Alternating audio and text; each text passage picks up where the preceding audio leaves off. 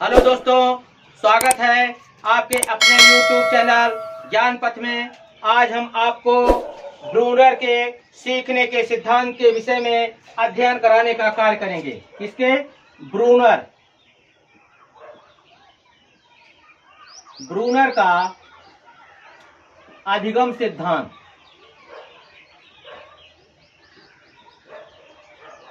Brunner का अधिगम सिद्धांत।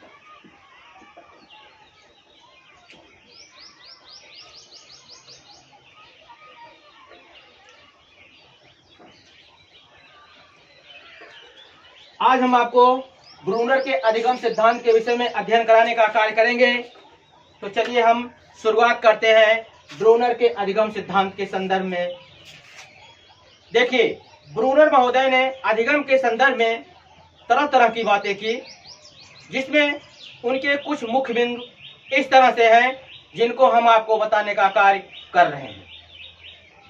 ब्रूनर महोदय ने जो ये सीखने के संदर्भ में अपना सिद्धांत दिया, उनका ये अपना मानना था कि ये जो सिद्धांत है वो अपने हिसाब से दिए। उनका ये मानना था कि कक्षा में जो छात्र व्यवहार करते हैं, उन्हें व्यवहारों को अध्ययन करने के लिए ही उन्होंने अधिगम सिद्धांत दिया, जिसे हम अधिगम को सीखना भी कहते हैं। क्या कहते हैं? सीखना भी कहते हैं। कहने का मतलब है सीखने के संदर्भ में अपना सिद्धांत दिया। यह जो सिद्धांत है, जैसे मान लीजिए कक्षा में जब बच्चा जाता है या रहता है तो वो अनेक प्रकार की क्रियाएं करता है। शिक्षण में जब भी वो शिक्षक अपना शिक्षण कार्य करता है तो उस दरमियान भी वो अनेक प्रकार की क्रियाएं करता है, जैसे विषय वस्तु के विषय में सोचना, उसको रटना, ध्यान से देखना या ना देखना, तरह तरह की क्रियाएं करता है। लेकिन ब्रूनर महोदय ने थोड़ा इसे अपनी बातों को देने का कार्य किया, जिसकी उपयोगिता शिक्षक कम करते थे। या अभी इस समय भी या वर्तमान में भी यदि हम देखें तो आज भी शिक्षक जिसको ब्रूनर महोदय ने बताया उसका महत्व कम देते हैं। तो इसी को समझाने के लिए, बताने के लिए ब्रूनर महोदय ने अपना सिद्धांत दिया। तो पहला उन्होंने दिया आंतरिक चिंतन बनाम विश्लेषणात्मक चिंतन। कौन सा दिया? आंतरिक चिंतन। आंतरिक चिंतन बनाम आंतरिक चिंतन बनाम विश्लेषणात्मक चिंतन। विश्लेषणात्मक चिंतन।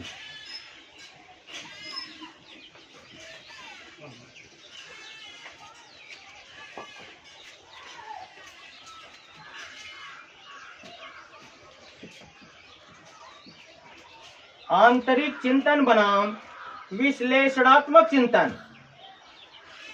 अब देखिए, ये जो पहला पॉइंट उन्होंने दिया, उन्होंने बताया कि आज के शिक्षक क्या करते हैं, जैसे कोई विषय वस्तु या कोई समस्या होती है तो उसके विषय में विस्तृत रूप से बताने का कार्य करते हैं। उस विषय का जो है, उस समस्या का विश्लेषण करते हैं। जबकि होना क्या चाहिए? ब्रूनर महोदय का मत है, ब्रूनर महोदय ने ऐसा अपना विचार दिया कि इस तरह की प्रक्रियाएं नहीं होनी चाहिए, बल्कि क्या होनी चाहिए? आंतरिक चिंतन होना चाहिए। क्या होना चाहिए? आंतरिक चिंतन होना चाहिए। और आंतरिक चिंतन को हम अंतर्दर्शी चिंतन भी क्या कहते हैं? क्या कहते हैं इसको? अंतर्दर्शी चिंतन भी कहते हैं। कहने का अर्थ है विद्यार्थी उस विषय वस्तु का चिंतन स्वयं करे, खुद करे, और उस चिंतन के द्वारा जो परिणाम मिले उसके आधार पर वह सीखे।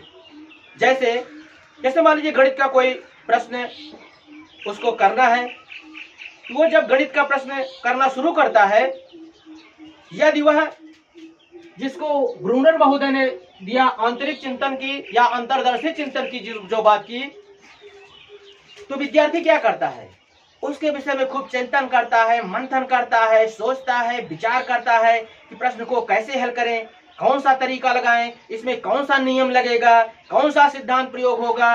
इस तरह के से वो तमाम व्यवस्थाओं को ध्यान में रख करके उस प्रश्न को हल करने का कार्य करता है। जब वह इस तरह से चिंतन करके प्रश्न का उत्तर खोजने का कार्य करता है और यदि उसे उत्तर मिल जाता है, क्या मिल जाता है, यदि उस समस्या का हल उसे मिल जाता है, वो उस क्वेश्चन को जिस तरह से लगाया वह उसको लगाना सीख जाता है और इस तरह से सीखा गया कार्य उसके जीवन में अस्थायी होता है। कहने का अर्थ है टिकाऊ होता है, काफी दिनों तक बना रहता है। कहने का अर्थ है वह बालक उसको जल्दी भूलता नहीं। ये तो रहा आपका पहला पॉइंट। दूसरे की बात उन्होंने कहा विषय की संरचना। क्या कहा उन्होंने, विषय की संरचना।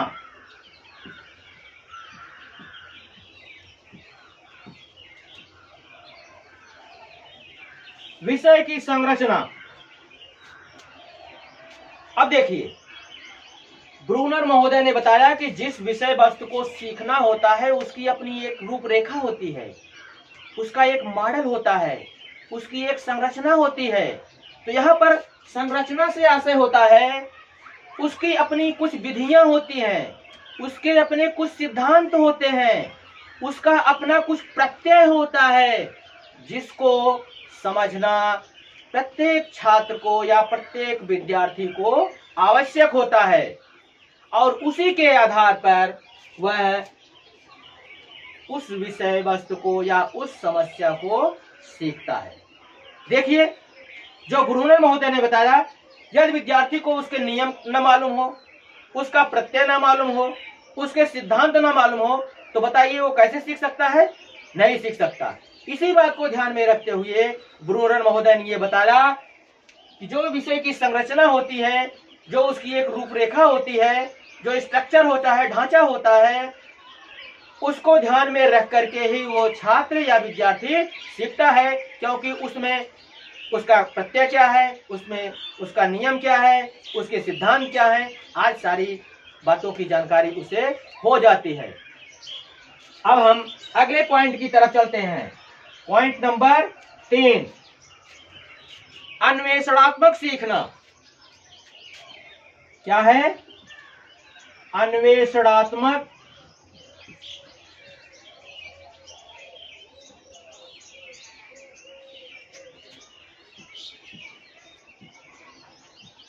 अन्वेषणात्मक सीखना। देखिए, अन्वेषणात्मक सीखने का आशय है, अन्वेषण का अर्थ होता है खोज करने से। क्या करने से, खोज करने से। यह शिक्षण की एक विधि है। आप पिछली कक्षाओं में या पढ़े होंगे अन्वेषण विधि, खोज विधि। तो इसमें विद्यार्थी क्या करता है, विषय वस्तु या जो समस्या होती है या जिस पाठ को पढ़ना होता है, जिस पाठ को उसे सीखना होता है, उसके संदर्भ में वो चिंतन करता है। अब देखिए, ये जो आपका तीसरा पॉइंट है ये पहले पॉइंट से मिल रहा है, इसके आधार पर ये तीसरा पॉइंट निकला है। इसमें क्या है, आंतरिक चिंतन। तो इसमें भी जो समस्या होती है विद्यार्थी क्या करता है, उसके विषय में खूब चिंतन करता है, मंथन करता है, विचार करता है और विचार करने के बाद ही जो परिणाम निकलता है, परिणाम का मतलब वही खोज, अन्वेषण, उसका जो परिणाम खोज करता है, कहने का मतलब जो उसका परिणाम निकलता है, जो रिजल्ट उसको मिलता है, उसके आधार पर वो क्या करता है, सीखता है। अब हम अगले पॉइंट की तरफ चलते हैं जिसमें है आपका तत्परता। क्या है, तत्परता। तत्परता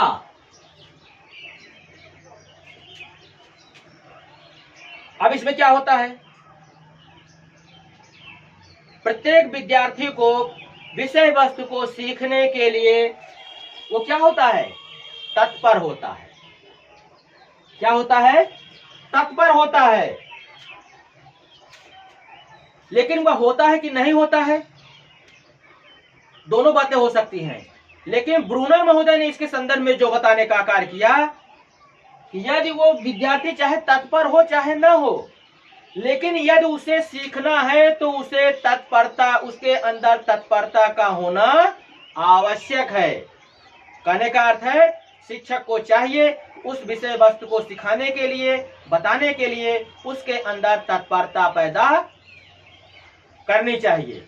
जब उसके अंदर तत्परता पैदा हो जाएगी तो निश्चित रूप से वो विद्यार्थी उस विषय वस्तु को या समस्या को सीख लेगा। अब हम अगले पॉइंट की तरफ चलते हैं, जो है संबद्धता। अगला पॉइंट क्या है, संबद्धता। अब देखिए शिक्षक क्या करता है, कक्षा में जब शिक्षक प्रवेश करता है तो क्या करता है, उसको ज्ञान देने का कार्य करता है। क्या करता है, ज्ञान देने का कार्य करता है। और जो ये ज्ञान देता है वह उसके भविष्य के लिए उपयोगी होता है। इसी को ध्यान में रखते हुए ब्रूनर महोदय ने अगला पॉइंट दिया संबद्धता।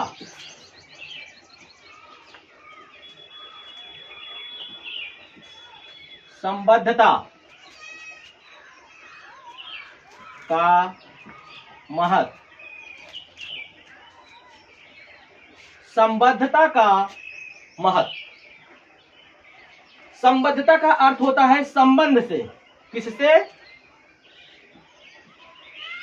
ये इसका अर्थ होता है संबंध से। अब देखिए अभी हमने आपको बताया शिक्षक क्या करता है, विद्यार्थी को कक्षा में कुछ ऐसे ज्ञान देता है जो उसके भविष्य के लिए उपयोगी होता है। अब जो ये ज्ञान होता है ये दो तरह का होता है। कहने का मतलब ये ज्ञान दो तरह से संबंध होता है, दो तरह से संबंध रखता है।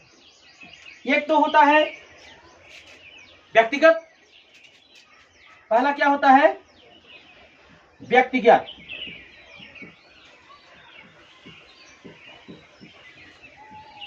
और दूसरा होता है सामाजिक।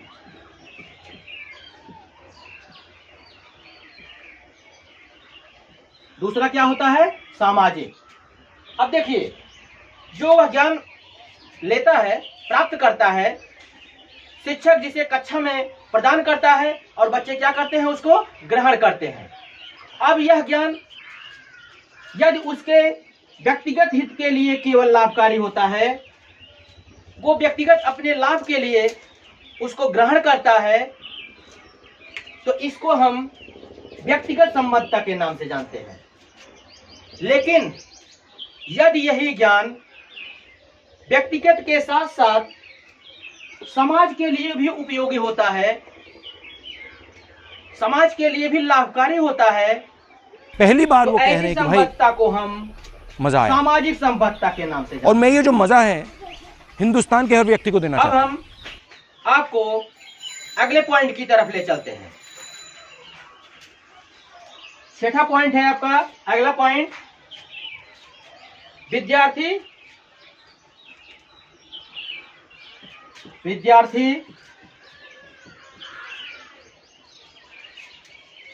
देखिए जो छठा पॉइंट हम दे रहे हैं, चाहे इसको आप विद्यार्थी कहिए, चाहे आप इसे शिक्षार्थी कहिए, चाहे आप इसे शिक्षार्थी कहिए, चाहे इसे आप विद्यार्थी कहिए, का सक्रिय रूप से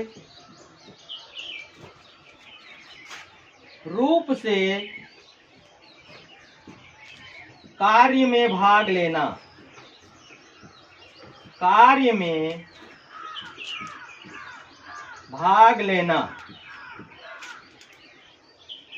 देखिए जैसा कि पॉइंट के माध्यम से ही आपको ये बात समझ में आई गई होगी कि देखिए विद्यार्थी या शिक्षार्थी क्या करता है, जो भी कार्य करे उसे उसमें सक्रिय रूप से भाग लेना चाहिए जिसे वह सीखना चाहता है। यदि जिसे वह सीखना चाहता है उसमें वह सक्रिय रूप से भाग नहीं लिया, अगर वह उसमें सक्रिय रूप से भाग नहीं लिया, कहने का अर्थ है वह निष्क्रिय रूप से अगर भाग लिया, वह सीखने में फिर सफल नहीं हो पाएगा। इसलिए सीखने के लिए उस कार्य में उसे सक्रिय रूप से भाग लेना आवश्यक होगा जिसे वह सीखना चाहता है। इस तरह से ब्रूनर महोदय ने अनेक या ये कह लीजिए अलग अलग पॉइंटों के माध्यम से उन्होंने ये बताने का कार्य किया, जिसके मुख्य बिंदुओं को हम आपको एक लाइन में बताने का कार्य कर रहे हैं। जितने भी पॉइंट आप अभी तक देखे उसके मुख्य बिंदु को हमें आपको एक लाइन 1.5 लाइन में बताने का कार्य कर रहे हैं कि ब्रूनर महोदय ने सीखने के संदर्भ में जो सिद्धांत दिया उनका मूल आशय था कि विद्यार्थी कैसे सीखेगा। विद्यार्थी को सीखने के लिए अंदर से चिंतन करने की आवश्यकता है। किसकी आवश्यकता है? अंदर से चिंतन करने की आवश्यकता है, न कि शिक्षक द्वारा केवल विश्लेषण करके उसको सिखाया जाए। और जो ये चिंतन वो करता है उस विषय वस्तु की अपनी कुछ संरचना होती है, उसकी विधियां होती हैं, उसका नियम होता है, उसका सिद्धांत होता है। उन्हीं के आधार पर वो विद्यार्थी सीखने का कार्य करता है। इस तरह से जो ये ज्ञान वह लेता है, विषय वस्तु को सीखता है, तो इसका संबंध व्यक्तिगत लाभ के लिए भी हो सकता है और समाज के लिए भी लाभकारी हो सकता है। इस तरह से 2 तरह के संबंधों की भी उन्होंने चर्चा की और ऐसा करने के लिए, ऐसा सीखने के लिए उस विद्यार्थी के लिए यह आवश्यक है कि जिस विषय वस्तु को उसे सीखना है उसमें निश्चित रूप से वह सक्रिय रूप से भाग ले। सक्रिय रूप से भाग लेने का क्या आशय है? कहने का अर्थ है उसमें निष्ठा के साथ लगे, पूरी ईमानदारी से उसको सीखने का कार्य करे। ऐसा न होने की स्थिति में फिर वो सीख नहीं पाएगा। ऐसा नहीं है कि वह भाग तो ले लिया लेकिन उसमें प्रयास नहीं कर रहा है, वह निष्क्रिय हो गया है सीखने में, तो ऐसी स्थिति में फिर वो सीख नहीं पाएगा। इस तरह से ब्रूनर महोदय ने अधिगम या सीखने के संदर्भ में सिद्धांत दिया।